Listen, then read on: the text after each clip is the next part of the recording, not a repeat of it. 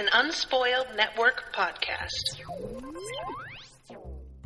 This is Spoil Me, covering Lirael, chapters 11, 12, 13, 14, and I think that's it.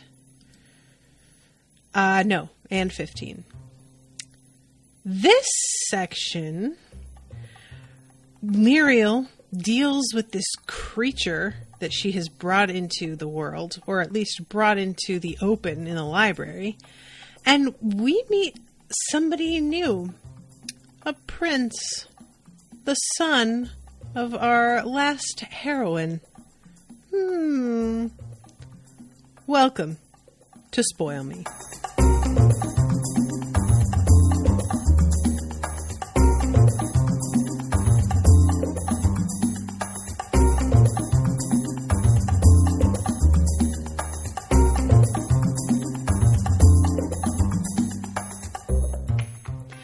Welcome to the show, everybody. I am Natasha.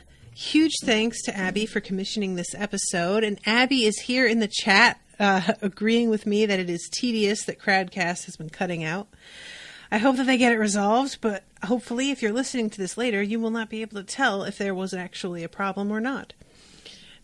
So yeah, these chapters, guys, I just didn't expect there to be another point of view going on here. I mean, pretty much, I'm trying to think about how things went in Sabriel. We got some touchstone POV, right? Just like a little bit. And it was far enough on in the book that when that happened, it was a bit of a surprise because I really had grown accustomed to just having Sabriel's point of view and assumed that was all we were going to get. And I actually rather like this because I don't know anything about what to expect from him as a character. And the fact that he is Sabriel's son means that I already am interested in him as a person, just because I want to know what he's made of. Unfortunately, things don't seem to go super awesome for him. And he gets gripped up pretty quick and pretty easily. And I'm like, dude, I'm sorry, but damn, you should not have gone in there. When he says that he needs to go into death, even though he doesn't have bells or a sword, what the fuck did he think he was gonna do? Get the hell out of here, dude. But anyway, alright, I'm getting ahead of myself. Let's start off with Chapter 11, Search for a Suitable Sword. So, the last chapter ended with the disreputable bitch who keeps being called the disreputable dog. I really prefer disreputable bitch, but I guess we'll call her Dee Dee for short. Dee Dee is a bit of a mystery still. Lirael is happy to have this companion in some ways, but she's also really unsure of what the hell it is, where it came from, how this spell worked. Generally having what I consider to be an appropriate amount of caution, because this is a whole ass creature that just materialized. And this is so bizarre. Her desk disappears. I'm going to read this. For the first 2 weeks they were together, the dog slept in Lirael's study, under the replacement desk that Lirael had been forced to purloin from an empty study nearby. She had no idea what had happened to her own, as not a bit of it remained after the dog's sudden appearance. What? The desk is gone? Did the desk get enchanted and turned into a dog? That doesn't feel right. But what else is there? I don't know what to make of that at all. The disreputable dog never really answered her questions. Later, Lirael would repeat the same questions and get different, still evasive answers. The most important questions, what are you? Where did you come from?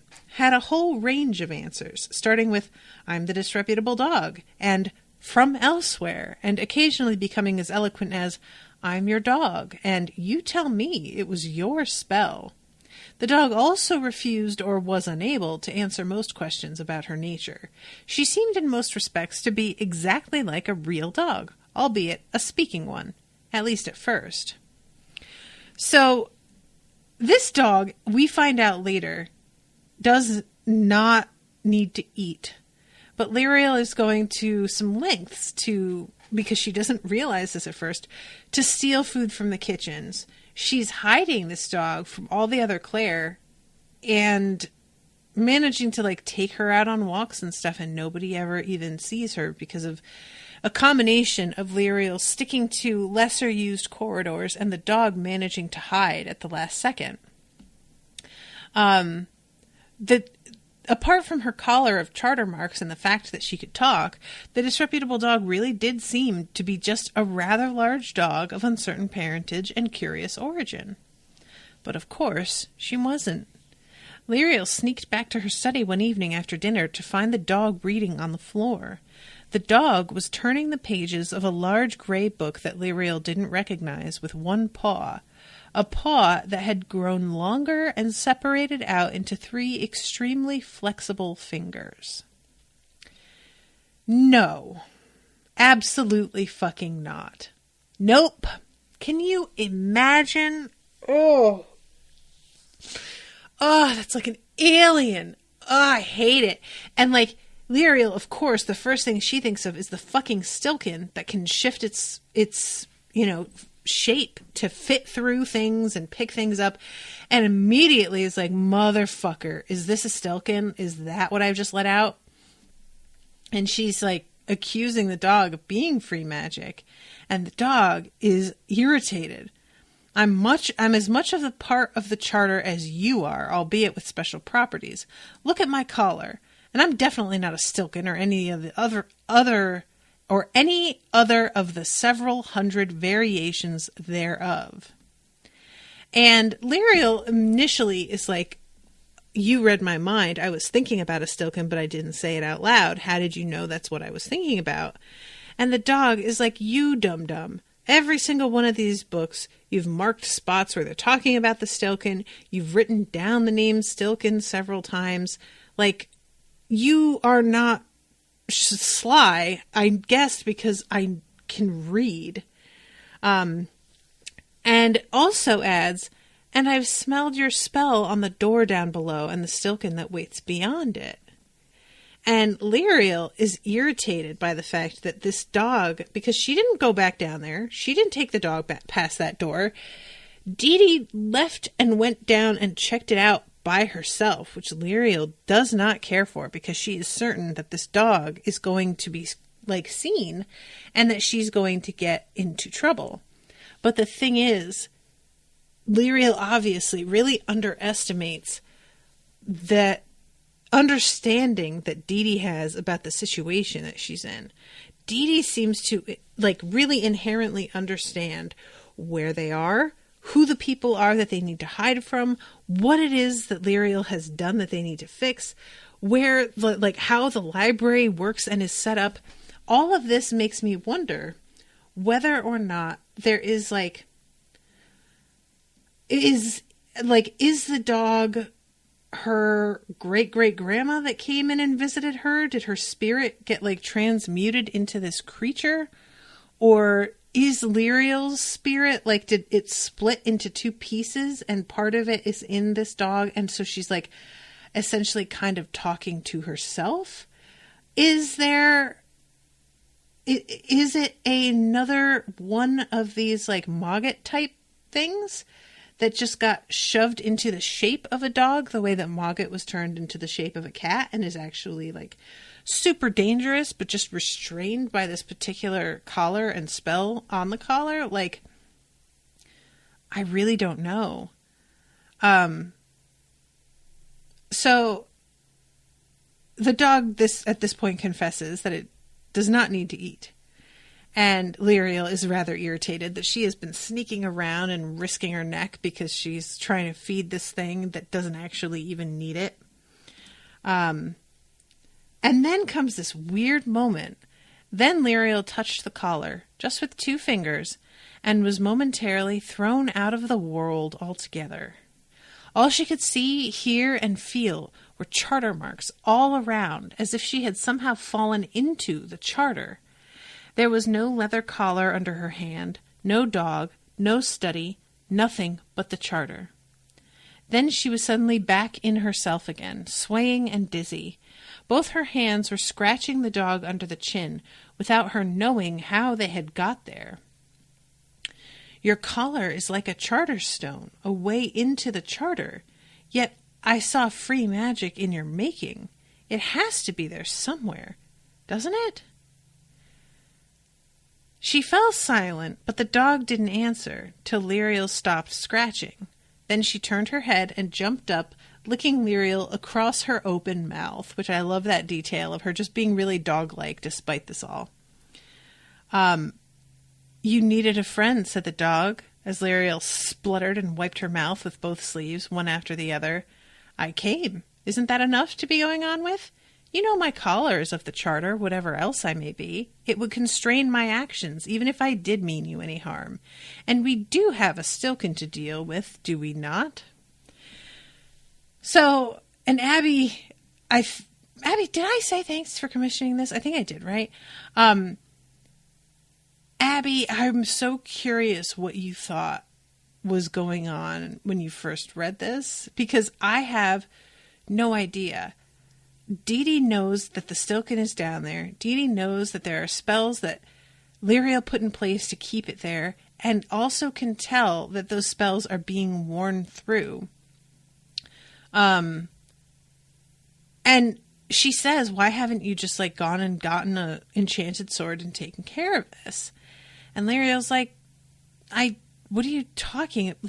There aren't just tons of enchanted swords lying around. I figured I was going to have to get a regular sword and put the spells onto it. And the dog is like, that's going to take way too long. That Stilken is going to be through the door in a couple days. Free magic can corrode charter marks as well as flesh. I suppose you could renew the spell. Lirael shook her head. Her throat still hadn't recovered from the master mark she'd used last time. It would be too risky to chance speaking it again before she was completely better, not without the added strength of a charter-spelled sword, which brought her back to her original problem. Abbey says, to be honest, it was so long ago that I can't remember what I thought. I know I was really curious, but I don't know if I had any theories. That's fair. If you're not going through things the way that I go through them for this show, a lot of times our minds don't actually get a chance to form a theory. That actually takes a bit of stepping back from the story. And a lot of the time when we're reading for pleasure, we don't take a step back. We are in it until we are done with it. So I understand that. So the dog is like, I know exactly where you can get some fucking swords. There's a few of them. There are some that the rangers have one, the observatory guards have 3, the chief librarian has one, and just basically is reeling off all this information that Lirael absolutely needs, but didn't know. And so I guess that sort of punches a hole in my theory that this dog is part of Lirael, because I'm sort of behaving as if this dog is inherently knowing information that Lirael doesn't know, and so that means it's not a part of her, but it could be a part of her that has been out gathering information. Nevertheless, finding these specific swords, Lirael would have to know to go look for them, and it doesn't seem like she did, because she was thinking she could spell a sword like an ordinary sword. So I'm still going to go with it. This is not a part of Lirael. And Lirael basically is like, you want me to steal the chief librarian's sword? That is fucking banana pants. I'm absolutely not going to do that. I am pretty sure she sleeps with that sword. And the dog is like, oh yeah, she does. She takes it off though. And Lirael, again, is just like, are you going into her rooms and spying? What the fuck are you doing out there?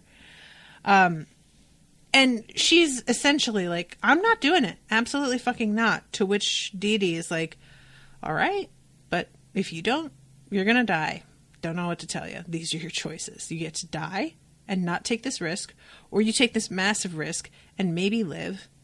And not only would you die, but here's what else will happen. I'm going to read this to you guys.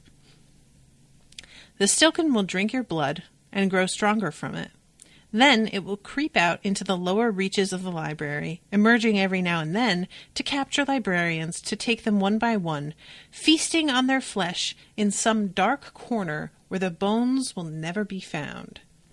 It will find allies, creatures bound even deeper in the library, and will open doors for the evil that lurks outside.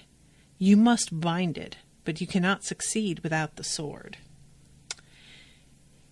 Yikes! Yeah, it's one thing to just have a creature roaming around that somebody else is going to have to take care of eventually, which sucks plenty on its own. But you can sort of rationalize to yourself that, like, well, it sucks that they're going to have to deal with this, but they are capable of dealing with this. This is not outside the realms of what they're able to do. So while I don't want to be this person, I absolutely can sort of sleep well thinking that probably nobody is really going to, like, get hurt because they are better at this than me. But that's not what we're talking about here. This thing is the beginning of an avalanche, essentially. And what doors it would open up is just seriously, like, there is no way to fix what it's going to do other than taking care of this now. So she says, if all goes well, do you think I should leave a note in case it all does not go well? Yes, said the dog, removing the last small shred of Lirael's self-confidence. Yes, that would be a very good idea. Which, damn. So, Chapter 12, into the lair of the chief librarian, which is really a hell of a way to put that. So, Lirael heads out, and it's the middle of the night. It's like 11:45. There are some librarians that work through the night, but it's a really small staff, and she doesn't run into any of them. And she goes into the librarians' rooms, and she spots this sword that's in this, like, interesting sort of cage. It's a weird thing. I'm trying to find the actual description of it. Here it is. For the first time, oh, right, Lirael hasn't wondered this. For the first time, Lirael wondered what the Clare were trying to see out there with the greatly expanded watches. Where was the place that resisted the sight? What was the future that was beginning there, perhaps even as she looked out? Something tickled at the back of her mind, a sense of déjà vu or a fleeting memory. But nothing came, and she remained entranced, staring at the outside world. What's that about? A déjà vu. So here it is. The bedroom was dark. After a minute or so, she could see the faint dark mass of a bed. As the dog had said, there was a stand near the door, a sort of cylindrical metal cage that was open only at the top. Even in the dim light, Lirael could see that Binder was there in its scabbard. The pommel was only a few inches below the top of the stand, in easy reach. But she would have to be right next to the stand to lift the sword high enough to clear the cage. I really like this because I immediately could picture in my head how this was going to work and how high she was going to have to lift it and everything. Like, I just felt like I really got a sense right away of how this was set up and the ticklish nature of how this was going to go. Because, like, if you are just a little too short, it's not like something is impossible, but it just makes it that much more crucial that you maintain your composure right until the end. Because if you don't lift it the right way, it's not going to give enough space and you'll knock everything over. And the fact that it's like a metal cage that it's sitting in is so, like, I immediately imagined the noise of that tipping over if she had hit the edge of it and how fucking loud that would be, you know? A few small, careful steps took her next to the stand. She touched it with both hands, then gingerly moved to grab the sword by the grip and the scabbard just below the hilt. Lirael's fingers had barely touched the metal when the sword suddenly let out a low whistle, and charter marks flared into brilliance across the hilt. Instantly, Lirael let go and hunched forward, trying to muffle both light and sound with her body. She didn't dare turn around. She didn't want to see the chief awake and furious. But there was no sudden shout of outrage, no stern voice demanding to know what she was doing. The red blur in front of her eyes faded as her night vision returned, and she cocked an ear to try and hear anything above the steady drumbeat of her own heart. Both whistle and the light had lasted no more than a second, she realized. Even so, it was clear that Binder chose who would or would not wield it. Guys, I gotta say, I'm shocked that this didn't wake this person up, and the fact that it didn't wake her up makes me suspicious. Like, I can't help but wonder if the librarian knows what she's up to and has just decided to, like, let her do it. Let her carry on with it. But Lirael makes a promise to the sword, which is very interesting. She says, Binder, I would borrow you for this night, for I need your help to bind a Stilken, a creature of free magic. I promise that you will be returned before the dawn. I swear this by the charter, whose mark I bear. Abbey says, or else the dog crept in and did something. Laid over the librarian's head so that she couldn't hear. So she touches the sword, and it doesn't make a sound, and the marks just glow. It doesn't, like, burst into light, and allows itself to be taken. And she kind of wonders about the fact that she's made this promise, and it's like, you know, we know, I'm trying to find, let's see, promise it will be returned before the dawn. She falls asleep in the flower field, and I don't remember, does she give the sword to the dog to return? Like, how is that? Well, we'll get there. I'm going to have to reread that bit.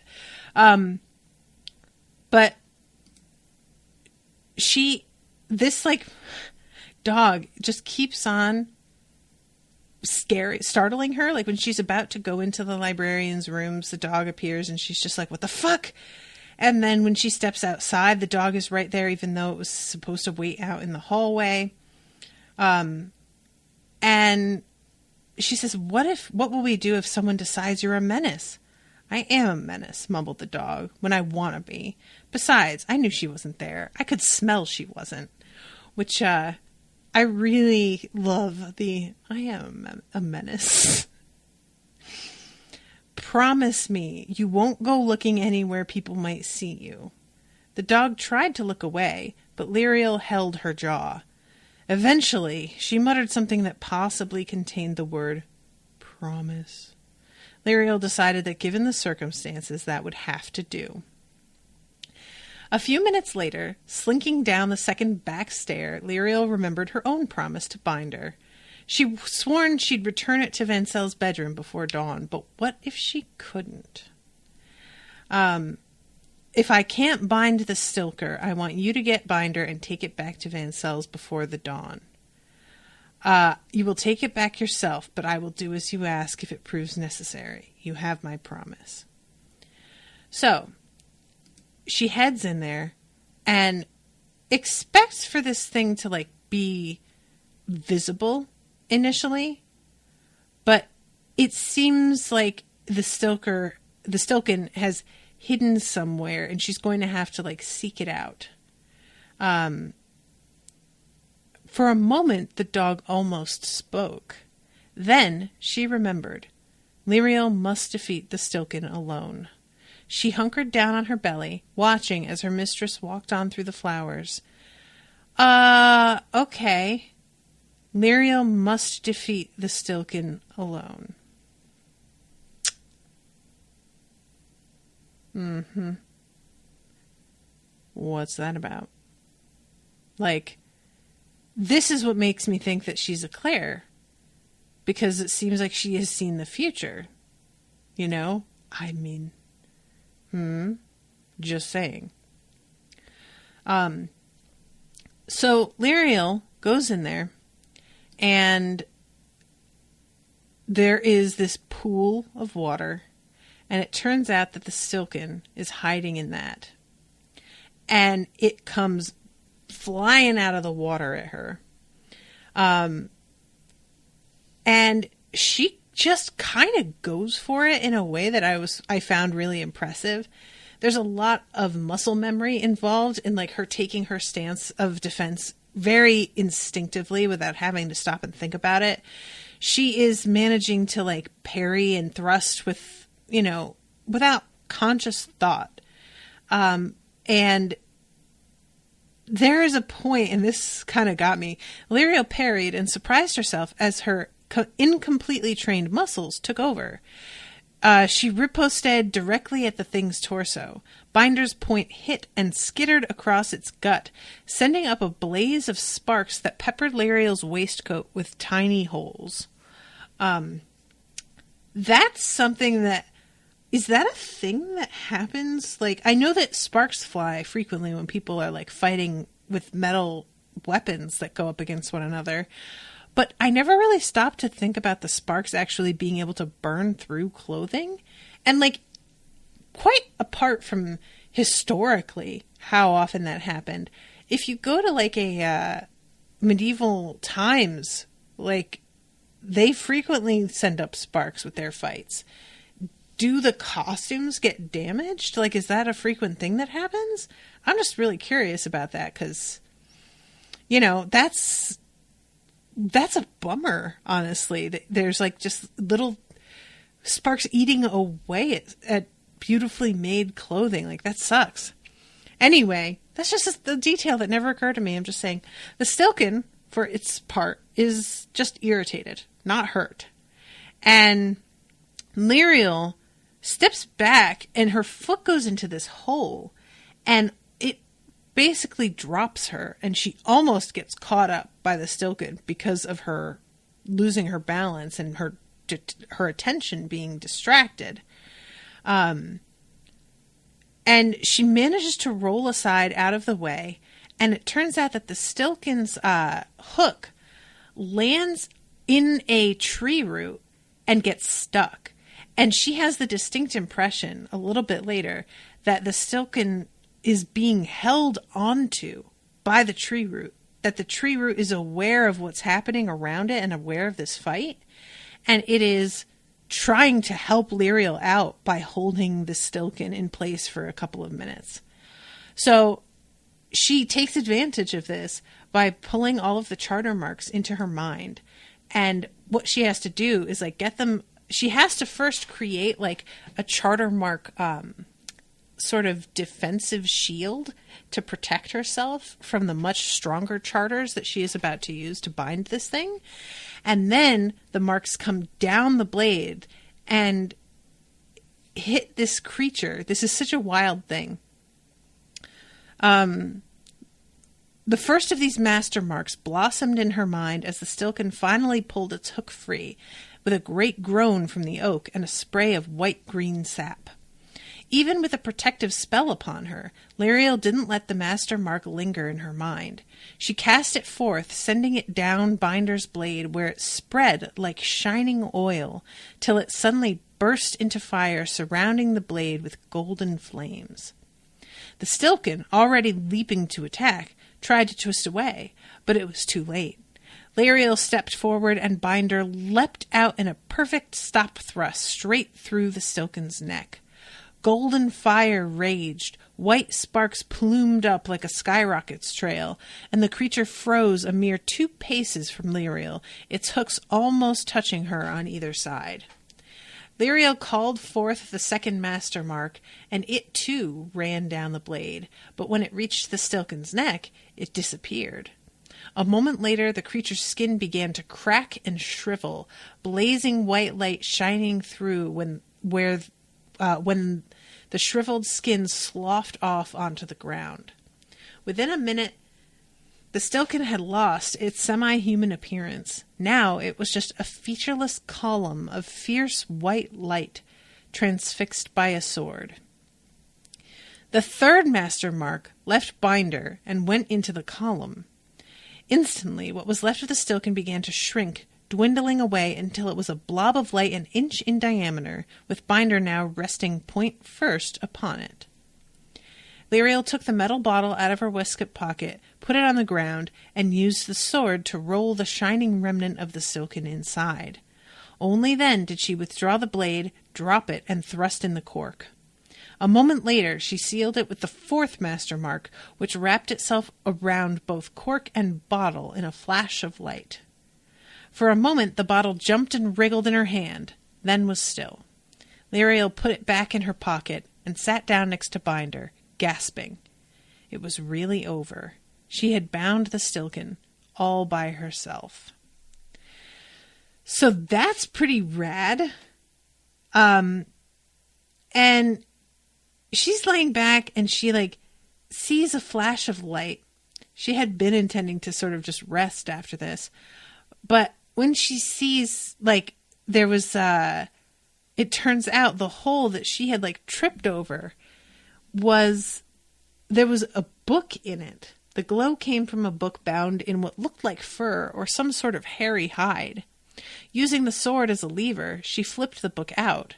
She'd seen the tree trying to hang on to the Stilken. She didn't want it getting a grip on her. Once it was clear of the roots, she picked the book up. The charter marks on its cover were familiar ones, a spell to keep the book clean and free from silverfish and moths. Lirael tucked the thick volume under her arm, suddenly conscious that she was drenched in sweat, caked in dirt and flower petals, and completely exhausted, not to mention bruised. But only her waistcoat had suffered permanent damage, drilled through by sparks in 100 places, as if it had been attacked by incendiary moths. So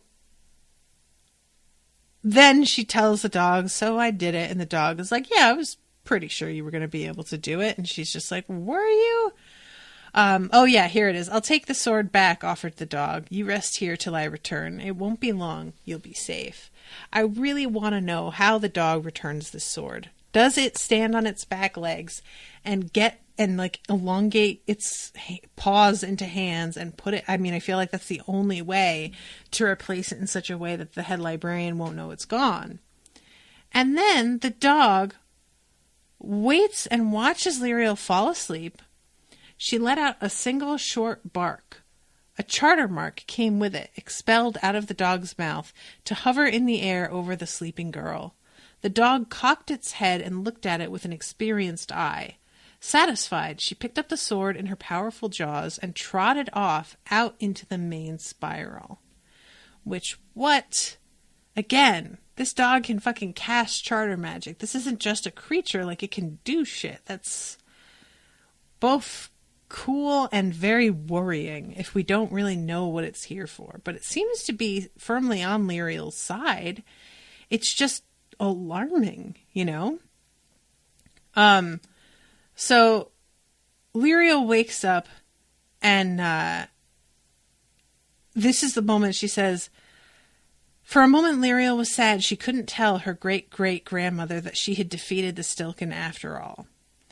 Phyllis would have liked the disreputable dog too, Lirael thought. She was curled into a ball, her tail wrapped almost completely around her back legs to her snout.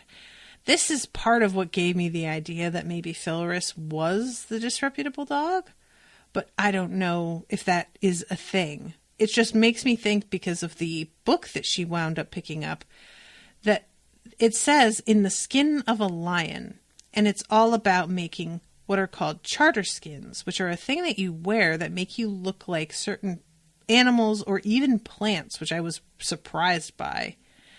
A correctly woven charter skin, worn in the prescribed fashion, gives the mage the actual desired shape, with all the peculiarities, perceptions, limitations, and advantages of that shape. So that's pretty cool. And she says to her dog, if I follow this book and study it for a couple of years, I might be able to change into an animal. And the dog is like, nah, it would only take 2 years, even if you were lazy. I bet 18 months you'll be able to do this. And make sure to pick something that gets you in through small holes. And Lirael asks why. And I love the dog being like, what do you mean why? Getting into small places is super duper useful. And then says something that, again, this feels like somebody who has lived here for a long time. There's so much to see and smell here. Whole levels of the library that no one has been in for 100, 1,000 years. Locked rooms full of ancient secrets, treasure, knowledge, fun. Did you want to be just a third assistant librarian all your life? Not exactly. I want to be a proper Claire. I want to have the sight. Well, maybe we'll find something that can wake it in you. I know you have to work, but there's so much other time that we shouldn't be letting go to waste. What could be better than walking where no others have walked for 1,000 years? Besides, there are forces at work here that want you to use that book. Something freed the Stilken, and the creature's presence has woken other magics too. That tree would not have given up the book if you weren't meant to have it. So she says that that's what she's going to do. She's going to study this thing and find a charter skin that's very useful. And then she realizes that it's like 6:30 in the morning and she needs to get the fuck going. And that is the end of her chapter and the end of part 1. Then we go into Ancestry and we meet Sameth. Sameth is in the middle of playing some cricket. Now, forgive me for taking a sip of water there. Yo, between this, The Lives of Christopher Chant, and another book, I can't remember which one, cricket's been coming up a lot lately. I'm starting to think that maybe I should learn how this game is played. It sounds to me like a way lamer version of baseball. And baseball's already super duper lame. So I just can't understand the appeal. Also, people who are cricket, what do you call them? Shit. Referees, basically. They dress in the long white lab coats of a dentist with a white Kangol hat on their head. It is the weirdest outfit. And also, this says here something about white cricket flannels, which it's also mentioned that this is a summer game. Who the fuck decided it was a smart idea to play a sport in flannel in the summer? Why would you even do this? Are we serious? Fucking Christ. It's just so mean and we're going to give you flannel uniforms and this guy gets to wear a long-sleeved, ankle-length coat. At least calf-length coat.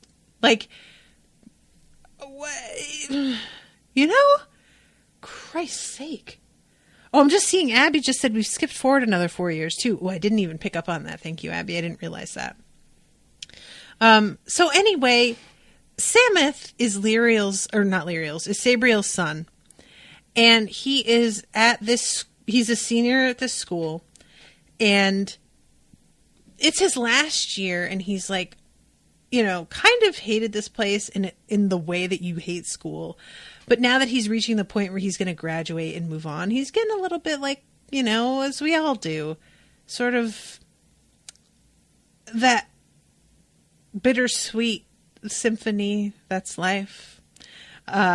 No, but seriously, it's a weird moment to me because I had a strange experience for my senior year.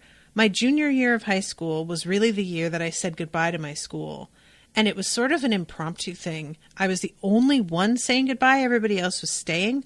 So I didn't have the company of everyone around me also kind of grieving and saying goodbye. It was me all alone. Then I went to a boarding school for my senior year. And when I graduated, there wasn't that bittersweet sense because I had only been there the 1 year.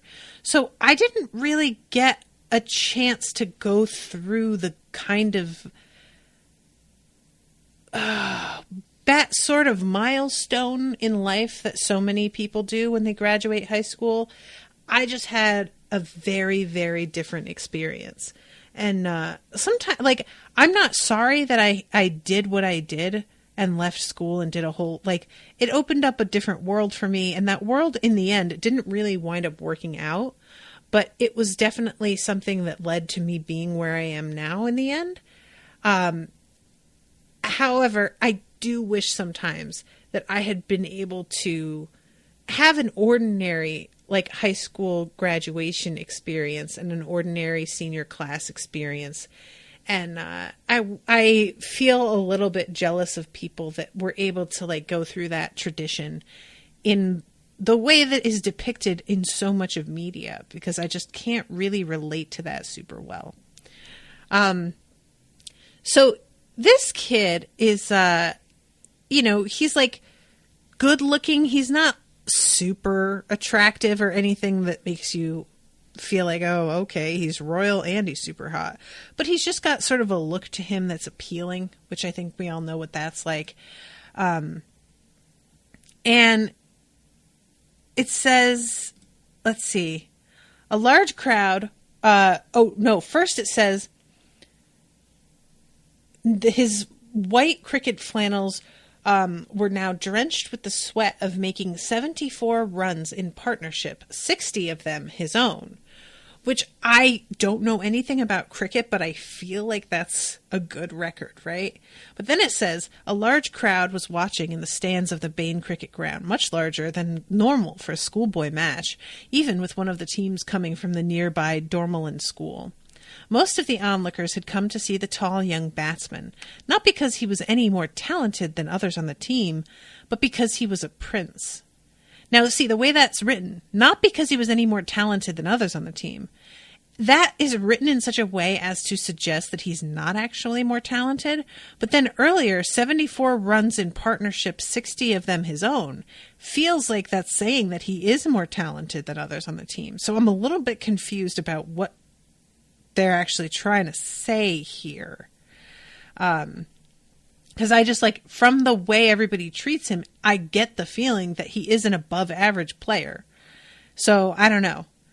But Bain was not, let's see, most of the onlookers, but because he was a prince, more to the point, he was a prince of the Old Kingdom. Bain was not only the closest town to the wall that separated Ancilstiere from that land of magic and mystery, it had also suffered 19 years before from an incursion of dead creatures that had been defeated only with the aid of the batsman's parents, particularly his mother. Abbey says, I feel like he's maybe one of the best players on the team, but not stunningly superlative or anything.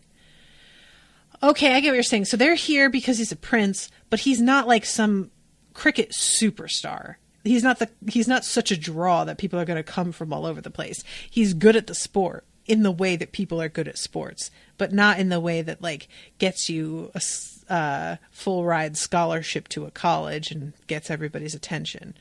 That makes sense. So long story short, he gets his runs. It says a 6. Sameth felt the smile spread across his face. In between handshakes, he had made 66 not out, a personal best, and a fitting end to his school cricket career. Okay, listen, again. He had made 66 not out. What fucking psychopaths come up with these sorts of bits of language to talk about not outs? Can we just call them ins? He got 66 ins. Who the fuck is like, we're going to call that not outs? Is this a put outer? What are we doing? Just like, you're just making everything so much more confusing. I don't know. Anyway. So his friend Nick comes up and is like congratulating him. And they're sort of talking about the fact that this is the last game of the season and that he's going to be moving on and everything is going to change. And they get onto the bus and they're about to be, they're, I think, at Bain at this time. So let's see, it was a 3-hour drive almost due south to Somersby along the Bain High Road. So the passengers on the bus were surprised when the driver turned off the high road just outside Bain into a narrow single-lane country road. And this dude is super fucking shady. Like, as a reader, I think all of us are looking out for some shady business. And even so, I'm a little disgusted that this teacher just takes him at his word. I don't know what the teacher should have done. That's the problem, is that I'm like, you definitely handled this wrong, but I don't have a good answer about what you should have done instead.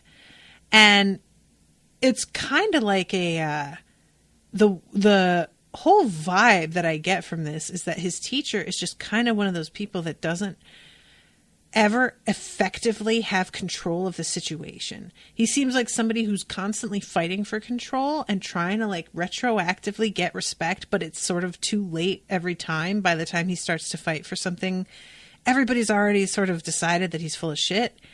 And I don't know if it's just because he's having a bad day today and he's out of his element, but I get the vibe that he has an extremely tenuous grasp of control and respect from these kids. So anyway, this dude eventually just stops the car or stops the bus and gets out and fucking beats it out to the woods and just disappears and leaves them all there. And it's obviously the setup, but I assume it's for Sameth. It might be for somebody else. But it seems like this necromancer that's waiting for him in death is definitely this play that Sameth made of going into death in the first place seems like exactly what this necromancer was hoping he was going to do. We'll get there in a second. First, this book was written in the year of our Lord 2001.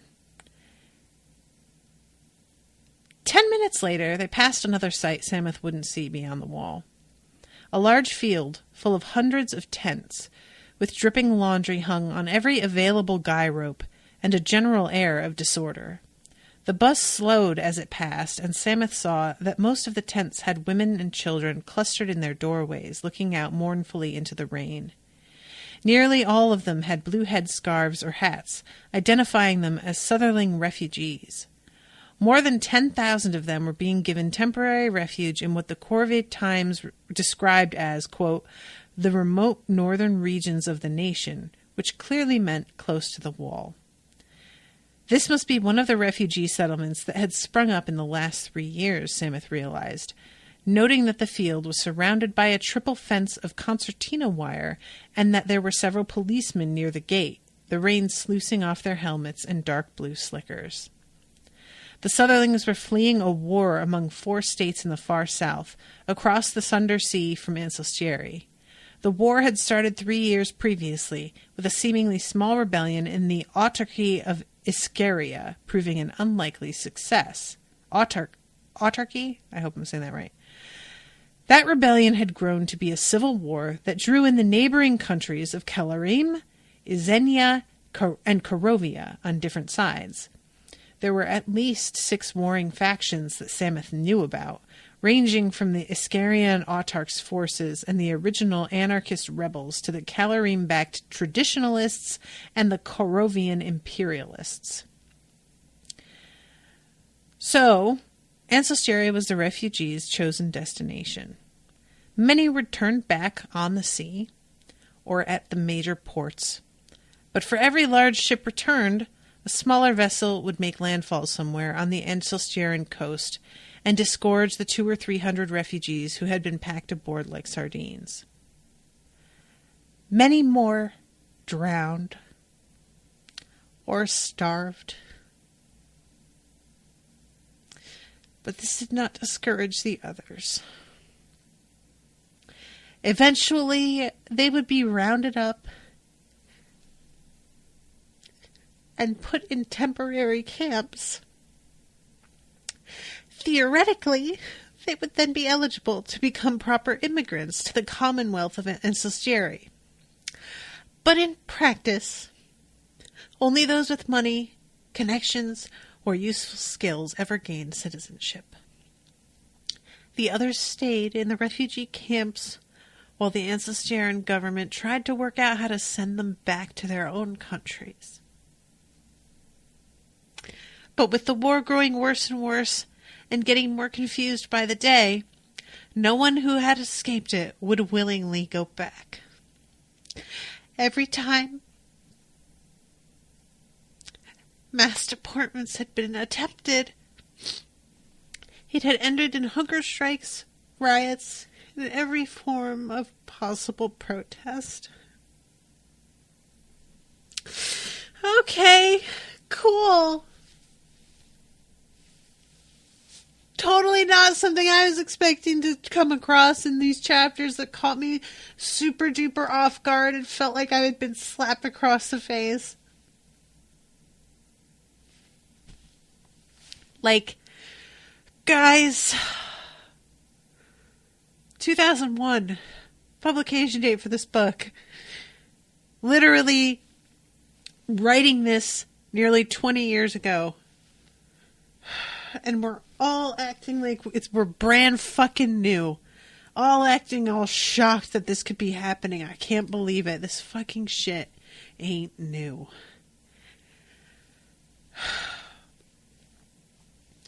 And just the descriptions of like, yeah, they would starve to death. They would drown. They kept coming. Because what the fuck else are they going to do? Y'all, I'm not going to get on my immigration soapbox right now. Anybody who knows me at all knows how I feel about this. But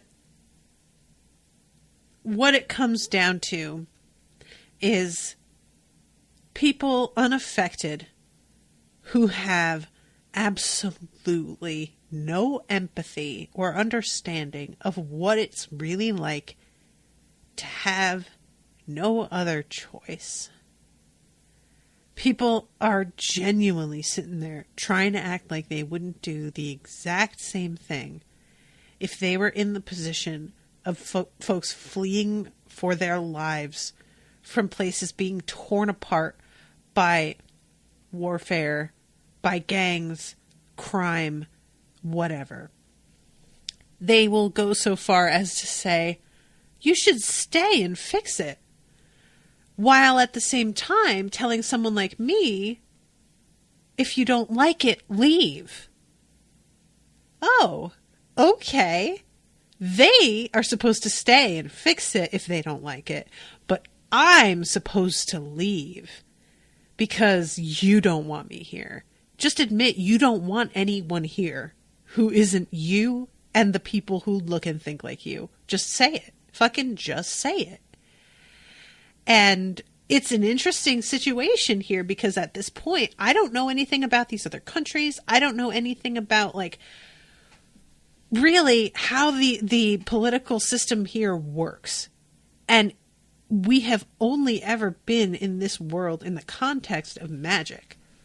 As far as ordinary politics, that has not come up. So I will be extremely curious about how this all is going to work, what direction this author feels like going in with all of this, and generally, like, I am really wondering how much this part of the story is going to have to do with everything else, because this is a pretty huge thing to spend this much time describing and explaining and have it not really matter that much. And it makes a lot more sense now that Abbey has pointed out that we jumped ahead 4 years, that something has gone on within the 4 years from, I imagine, when this dude at the prologue starts to fuck shit up. I have to think he is involved somehow with what's going on here. But I don't know what that looks like. I'm not even sure I'm right. It may be unrelated and they wind up sort of dovetailing eventually. But at this point, no idea. So I'm spending too much time on this and I only have like 5 minutes left. But yeah, guys, I was not ready. I wasn't ready. I just wasn't. And like, I read this the day after fucking What's-His-Face came on and literally said, what it says on the Statue of Liberty is only meant for European immigrants. All, like, he is just anybody who's acting like that's not the most racist thing is so in denial. He's literally like, that applies to white people. If you're coming from fucking Mexico, obviously not. Oh, cool. I get it. We've all got it. We've all known.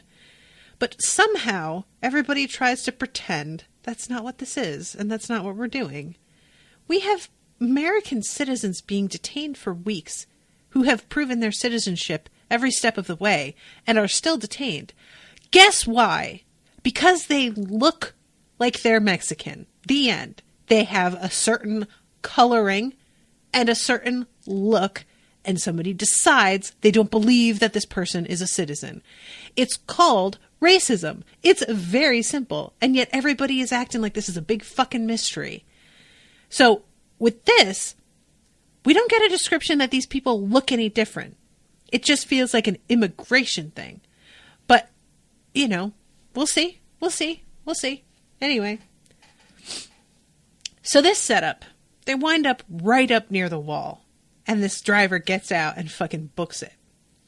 And everybody's starting to realize, after a moment, they're just sort of like, he initially gets off the bus and runs, and they're all like, what the fuck is he doing? But then once they see the signs about like travelers that are not authorized are going to get shot with no warning, everybody sort of simmers down and is like, what the fuck? And eventually, Sameth is like, all right, there's something dead in the woods. I can feel it, because he has the abilities that his mother has. And it's just like, there are at least 3 of them. And we need to get the fuck out of here. And Sameth isn't able to like explain to everybody exactly what's going on. He doesn't have time, first of all. And I don't know that he'd really be adequately able to anyway. But he goes out and teaches, like he tells all of the dudes how to use their cricket equipment to like pin down the hands that are going to be coming at them, because they're pretty much impossible to kill unless you have really specific weapons. And even those this close to the wall, those are dependent on like technology that can short out. And the best you can hope to do is keep them pinned down or slow them down enough that eventually help will arrive and be able to help take care of them, pull them apart into pieces. And so he's teaching them all how to do this. And eventually he realizes more hands are coming and that he needs to go into death and try and take down the necromancer himself that is doing this. Bad idea. He says he has to go into death. He doesn't even have time to cast a diamond of protection. He had never actually been into death by himself before. He'd gone only with his mother, the Abhorsen. Now he wished desperately that she were here, but she wasn't, and he couldn't think of anything else to do. He could almost certainly get away himself, but he couldn't leave the others. While I'm going into death. While I'm there, I won't be able to see or sense anything. So he goes and does this, and his friends are watching him, and they're just like, ooh, this is real weird to watch. She's literally freezing over. Oh, chapter 16. I don't know if I mentioned that I did 14, 15, and 16. I think I said I stopped at 15, but I stopped at after 16.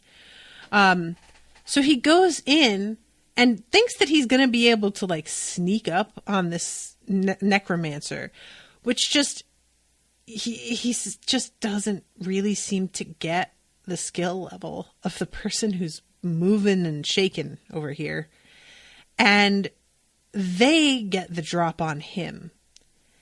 And they use a bell to sort of throw him off balance. And it's a bell called the Walker. There's this moment is really wild.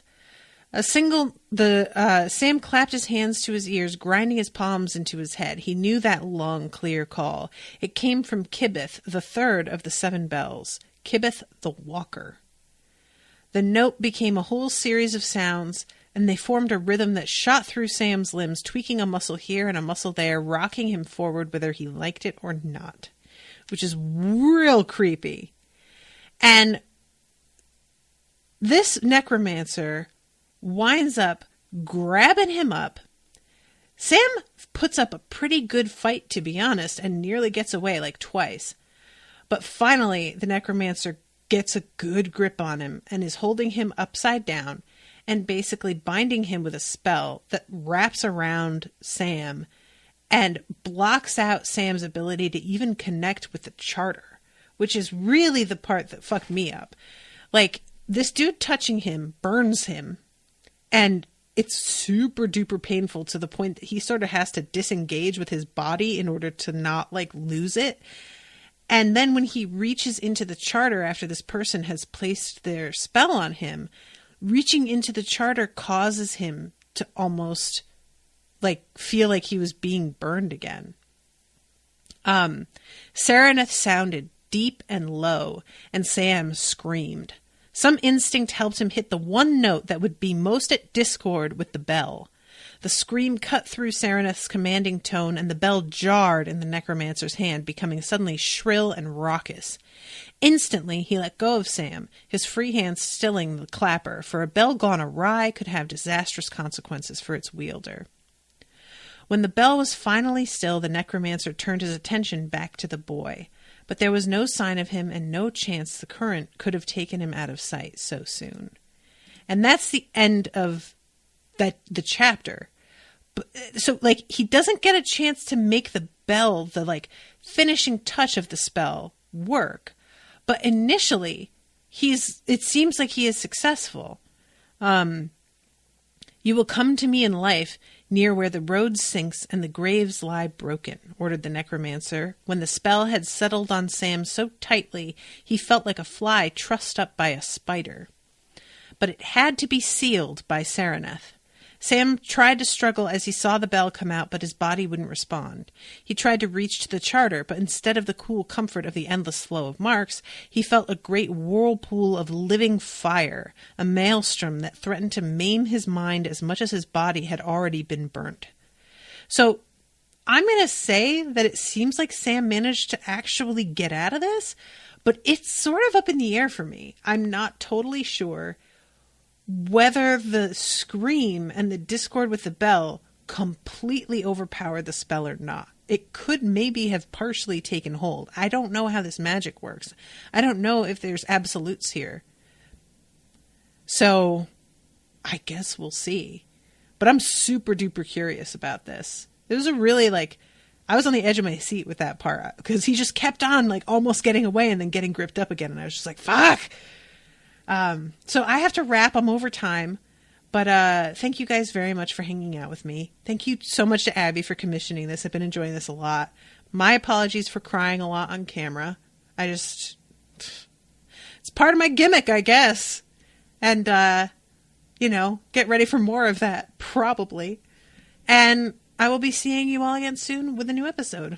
So until then, toodaloo, motherfuckers.